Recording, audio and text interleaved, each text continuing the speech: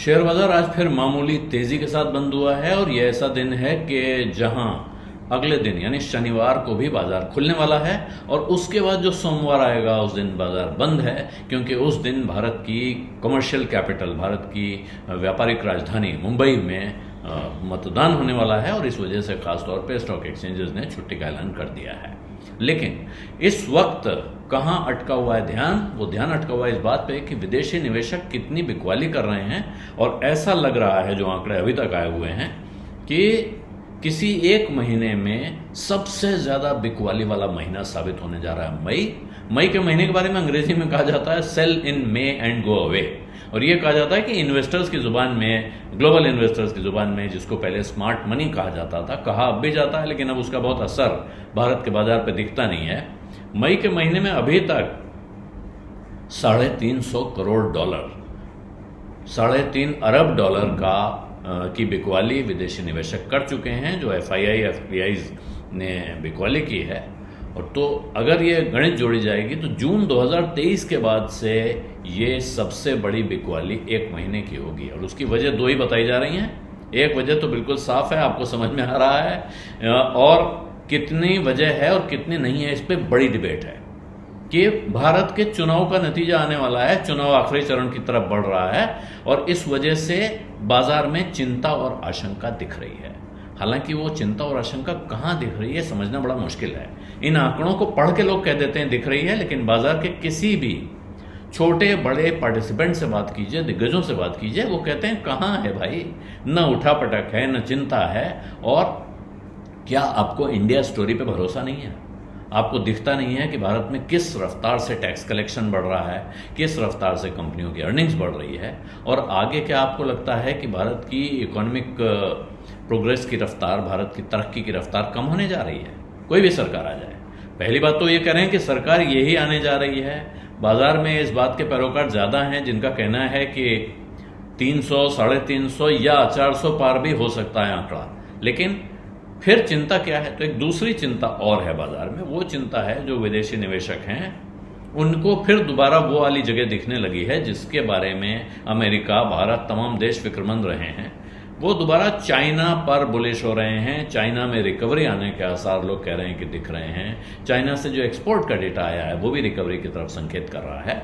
और इस वजह से आज की तारीख में इंटरनेशनल इन्वेस्टर को चाइनीज स्टॉक्स चीपर दिख रहे हैं, सस्ते दिख रहे हैं वैल्यूएशन के लिहाज से, कि आज जो पैसा लगाएंगे वो कितने साल में उससे वापसी होगी। इस गणित को अगर देखें तो वहां दिख रहा है कि चाइना में जो डाउन साइड है, चाइना के बिल्कुल बैठ जाने, डूब जाने की आशंका दिख रही थी, वो उतनी खराब स्थिति नहीं दिख रही है।